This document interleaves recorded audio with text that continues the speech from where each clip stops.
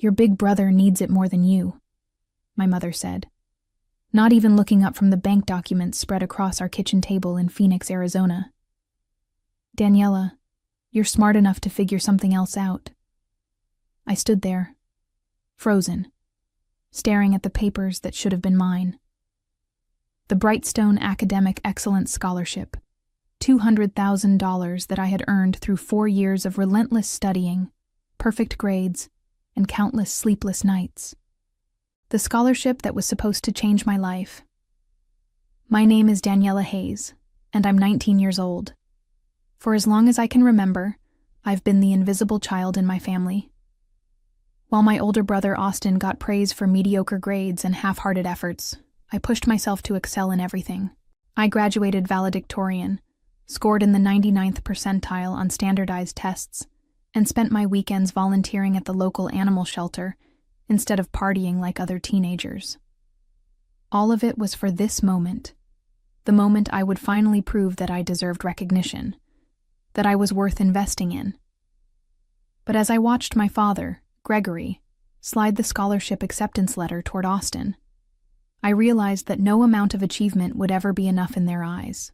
"This isn't fair," I whispered, my voice barely audible over the sound of my heart breaking.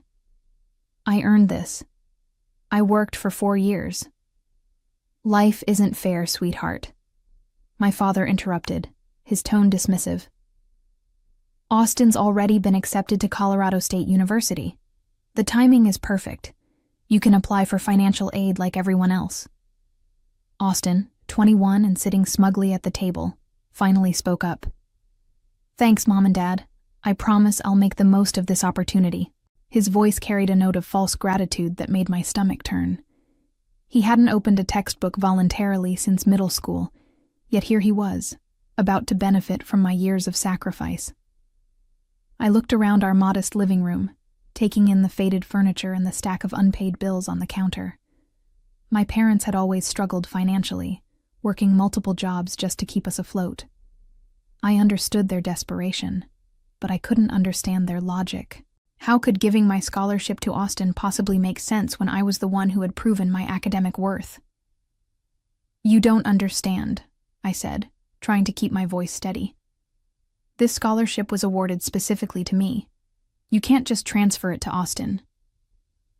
My mother finally looked up, her expression cold and calculating.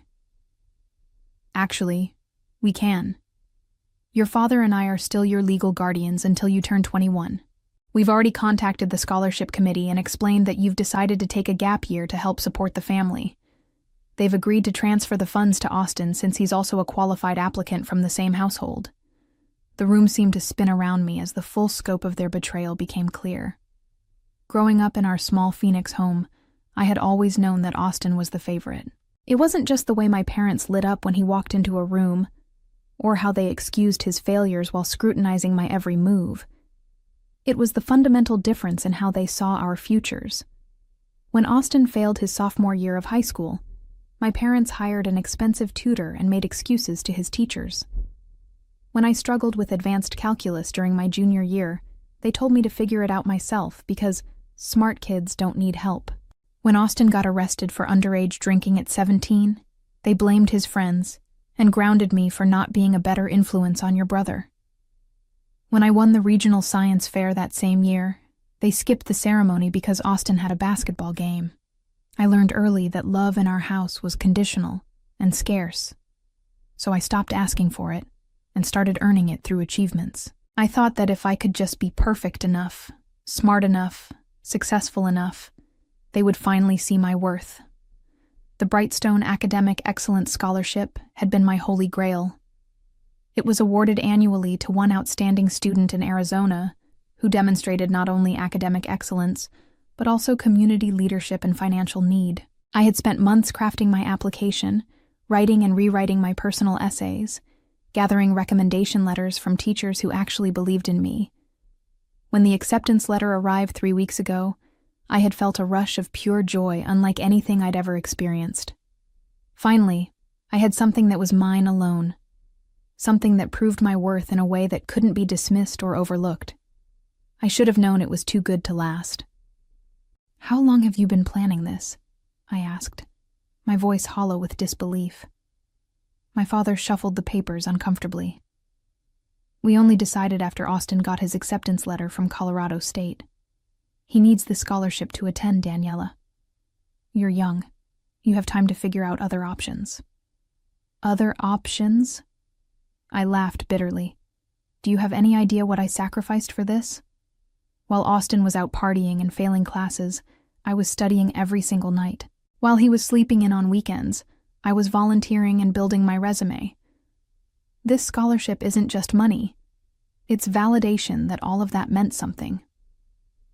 Austin leaned back in his chair, wearing that familiar smirk that had infuriated me since childhood. Come on, Danny. Don't be such a drama queen. It's not like you won't be able to go to college at all. You'll just have to work a little harder for it.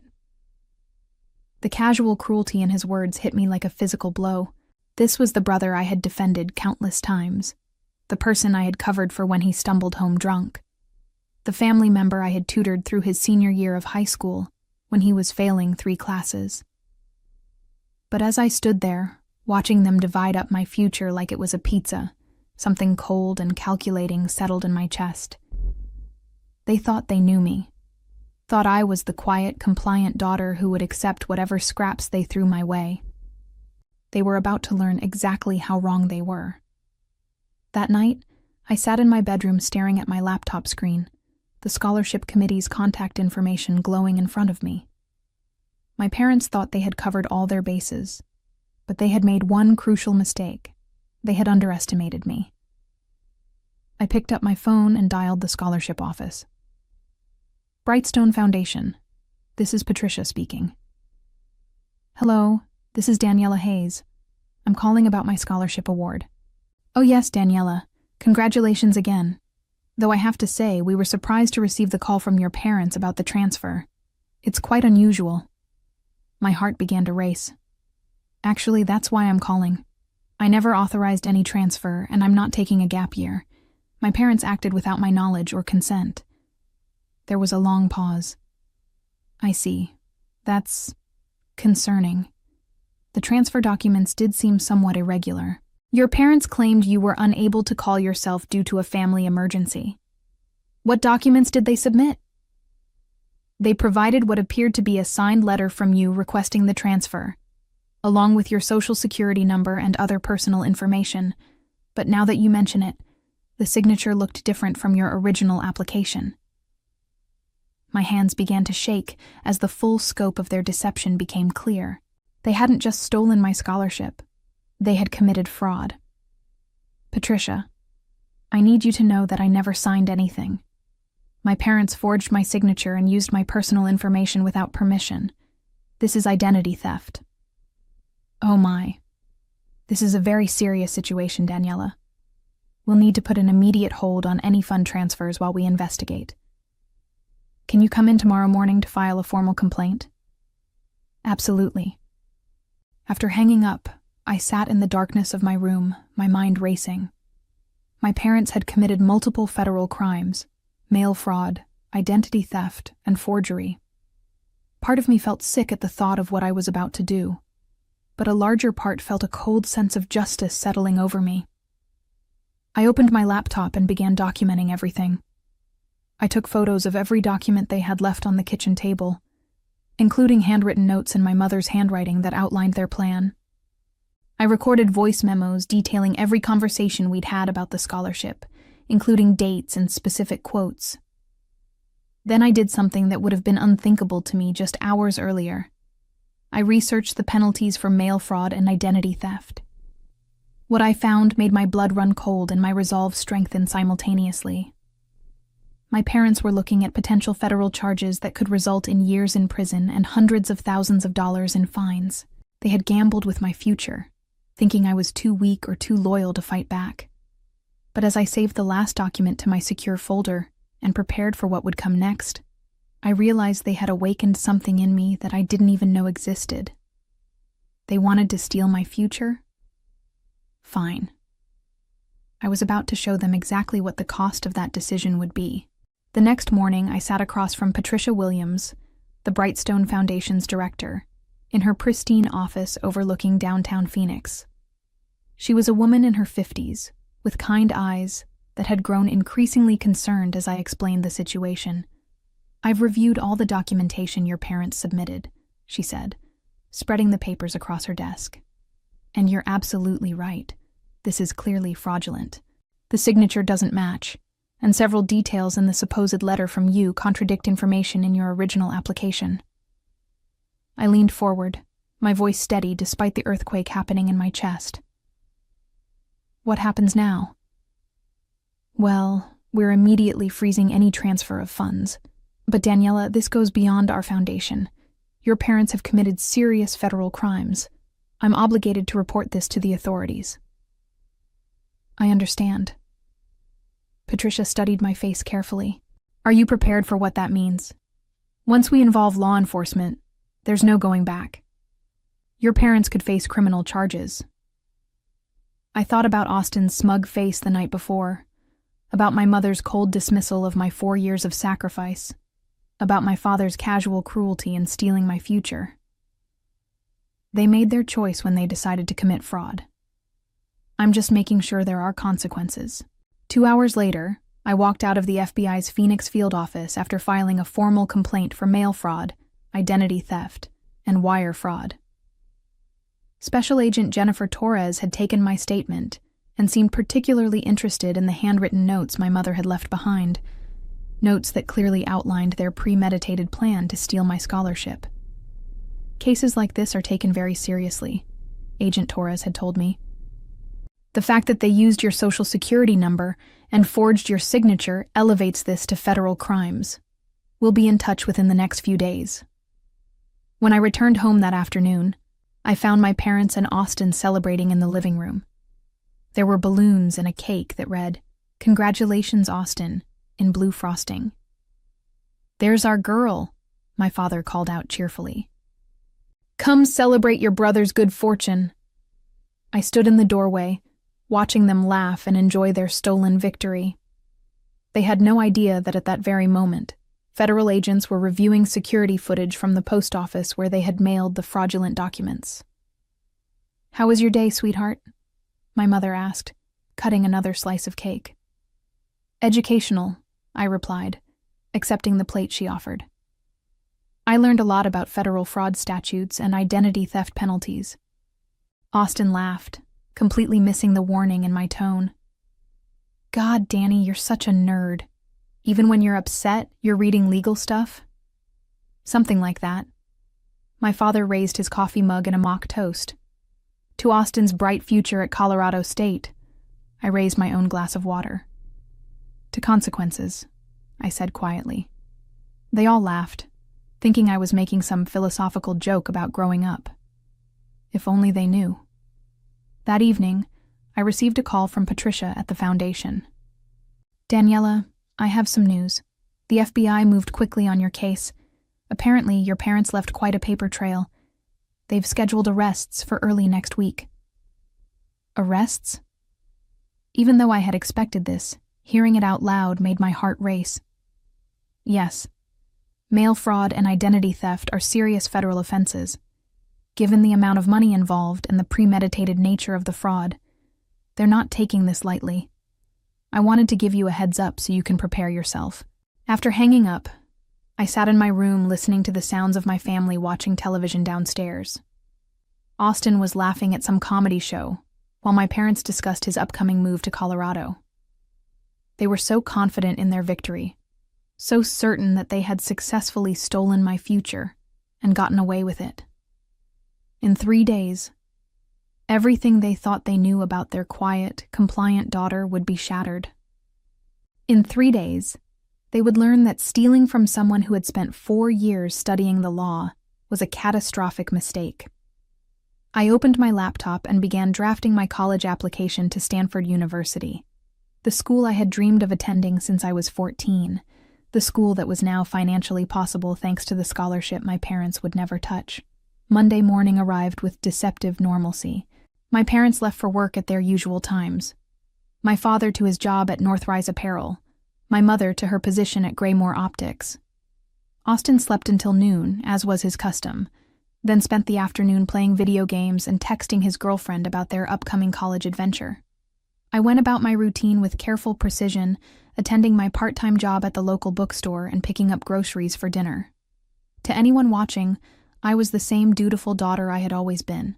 Only I knew that federal agents were at that moment finalizing arrest warrants and coordinating with local law enforcement. At 3 p.m., my phone buzzed with a text from Agent Torres. "Arrest scheduled for 6 a.m. tomorrow. Wanted to give you advance notice. Are you prepared?" I typed back, "Yes, thank you." That evening I cooked my parents' favorite meal, grilled chicken with roasted vegetables and rice. It seemed fitting somehow, a last supper before their world imploded. As we sat around the dinner table, Austin dominated the conversation with his plans for college. "I'm thinking about pledging a fraternity," he said, mouth full of food. "Dad, didn't you say you were in one?" My father nodded proudly. "Best years of my life. You'll make connections that'll last forever, son." "What about you, Danny?" Austin asked, almost as an afterthought. "Have you figured out your backup plan yet?" I set down my fork carefully. "Actually, yes. I've submitted applications to several schools with full-ride academic scholarships. Stanford, Harvard, MIT, schools that recognize actual merit." My mother scoffed. "Don't get your hopes up, sweetie. Those schools are extremely competitive. Maybe you should consider community college first." "Maybe," I said, taking another bite. "Though I have a feeling my circumstances are about to change dramatically." They laughed at what they thought was naive optimism. If only they knew. At 10 p.m., I helped my mother load the dishwasher while my father and Austin watched the news. "Daniela," she said quietly, "I hope you understand why we had to make this decision. Austin has struggled so much, and this scholarship could really turn his life around." I looked at her. Really looked at her. For what I knew would be the last time before everything changed. "I understand perfectly, Mom. You chose favoritism over fairness. You chose Austin's convenience over my dreams. You chose to steal rather than let me keep what I earned." She frowned, clearly not expecting such directness. "That's not how we see it."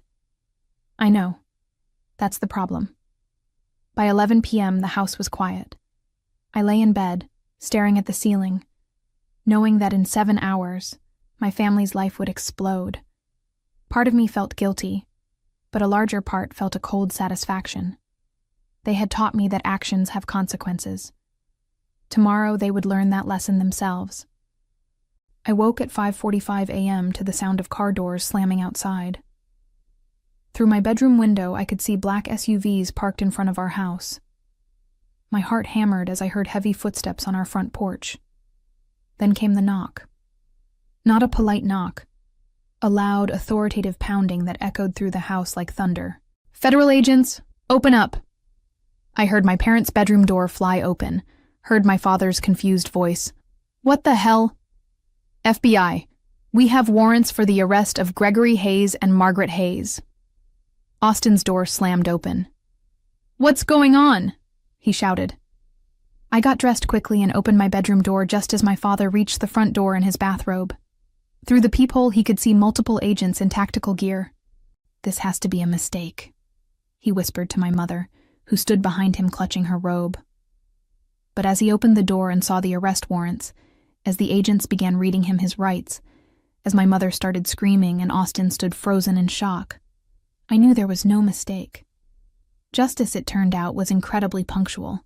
"Gregory Hayes and Margaret Hayes, you're under arrest for mail fraud, wire fraud, and identity theft," Agent Torres announced as she stepped into our living room. Behind her, 4 other agents spread throughout the house with practiced efficiency. My father's face went completely white. "There's been some kind of mistake." "No mistake, sir. We have evidence that you fraudulently used your daughter's identity to redirect scholarship funds to your son. You have the right to remain silent."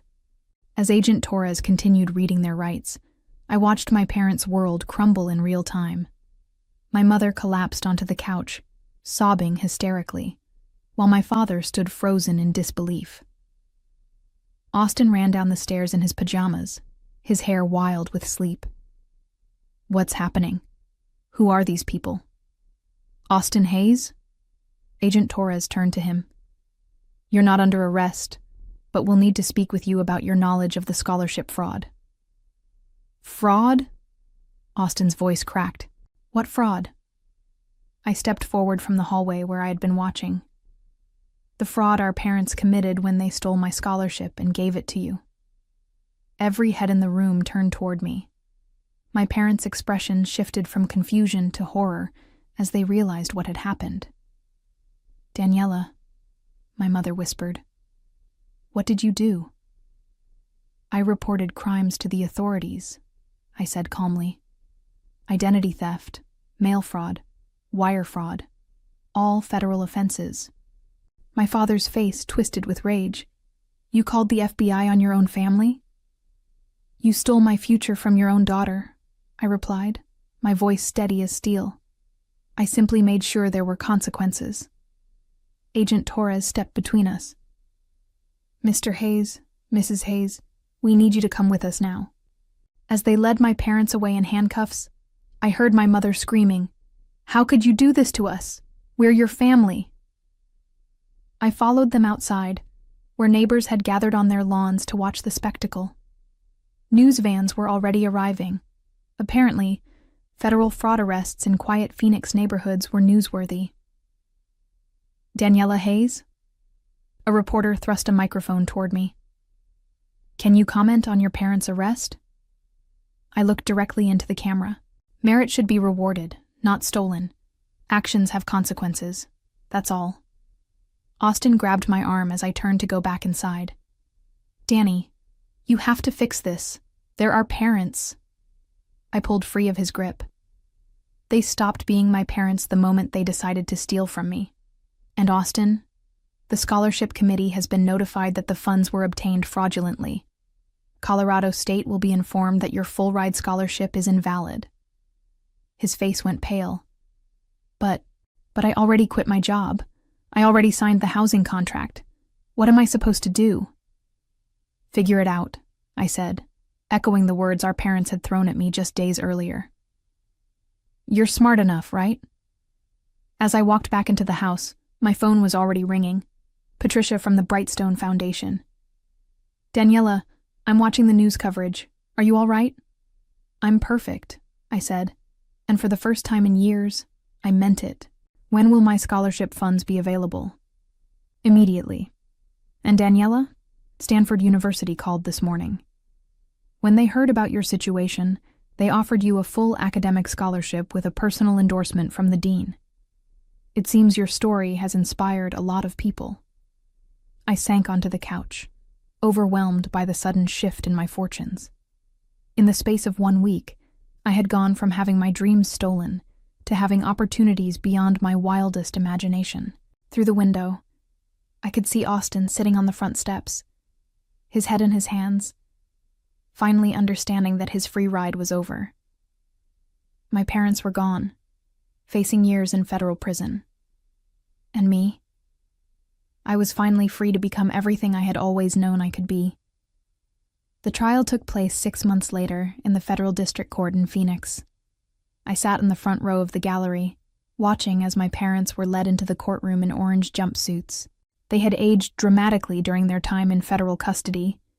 My father's hair had gone completely gray, and my mother looked frail and broken. The prosecutor laid out the case with methodical precision. The fraudulent signature on the scholarship transfer request, the forged identification documents, the deliberate use of my social security number without consent, the paper trail of emails between my parents discussing their plan to redirect Daniela's money to where it would do more good. When it came time for victim impact statements, I stood and walked to the podium. My parents looked at me with a mixture of hope and fear, perhaps thinking I would show mercy, ask for leniency. "Your Honor," I began, my voice clear and strong.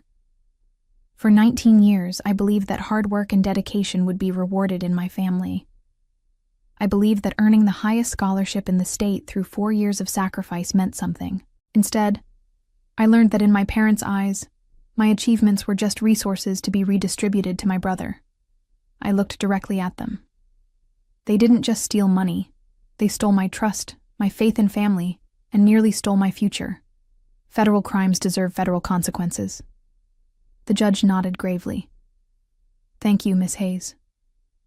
My father tried to speak, his voice breaking. Daniela, sweetheart, You thought wrong, I interrupted. You thought I was weak enough to accept this. You were wrong about that too. When the judge read the sentences, 5 years in federal prison for my father, 3 years for my mother, plus restitution and fines, I felt no satisfaction, only a sense of completion. Justice had been served. As they were led away, my mother looked back at me one last time. The expression on her face was one of complete bewilderment, as if she still couldn't understand how her quiet, obedient daughter had brought down their entire world. 1 year later, I stood in Stanford University's Memorial Auditorium, delivering the keynote address to incoming freshmen. The irony wasn't lost on me. The girl whose parents had tried to steal her education was now speaking to hundreds of students about the value of perseverance and integrity. Sometimes the people closest to us will try to diminish our achievements, I told the audience. They'll tell us we don't deserve what we've earned, that someone else needs it more. But your accomplishments are yours. Your merit is yours. Never let anyone convince you otherwise. After the speech, a young woman approached me. Miss Hayes, I just wanted to thank you. My family tried to pressure me into giving up my scholarship to my cousin. Your story gave me the courage to stand up for myself. Stories like hers had become common over the past year. My case had sparked a national conversation about academic merit, family dynamics, and the importance of protecting students' educational rights. Several universities had changed their policies to prevent scholarship transfers, and new federal legislation was being drafted to close loopholes in identity theft protection. Meanwhile, Austin had spent the year working at a fast food restaurant, trying to save money for community college.